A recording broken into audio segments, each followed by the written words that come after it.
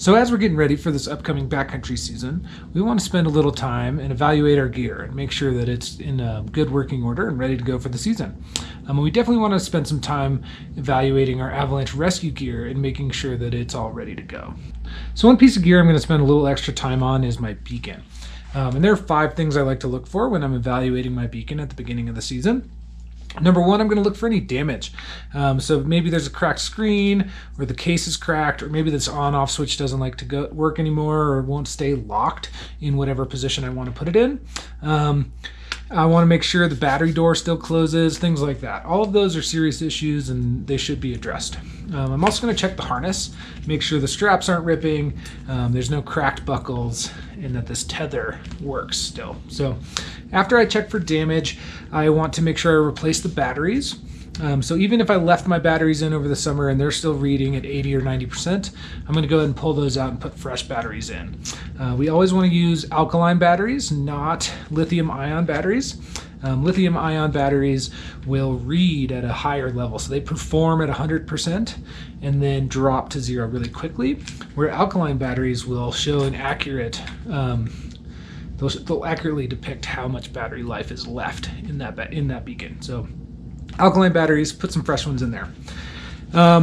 Number 3, I'm going to make sure it works still. I'm going to turn it on, make sure it sends a signal, and then I also want to make sure that it receives one. So I need another beacon for that. Maybe get together with a buddy to check your beacons and make sure they still work. Number 3, I'm going to check with the manufacturer to see if there are any recalls that might affect my beacon. And I'm also going to look for any software updates that might have come out over the summer and get this thing updated. Some beacons allow you to do that from home, but if you have any doubts about that, you can always take it to your local retailer and they can help you out with that. And then number 5, I'm going to start to think about how old my beacon is.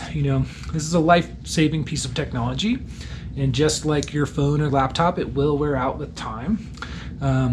And just like every other piece of technology, sometimes the newer model has updates that are worthwhile. They're faster, maybe more accurate, that type of thing. So my general rule of thumb is to replace your beacon every 5 to 7 years. So think about how old that thing is, look for any damage, and replace or fix it as necessary.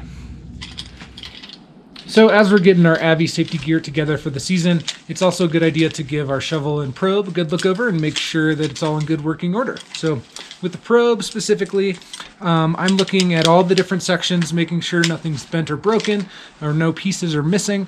One thing to look at for sure are these cable points that connect the sections, making sure that they're not fraying or about to break.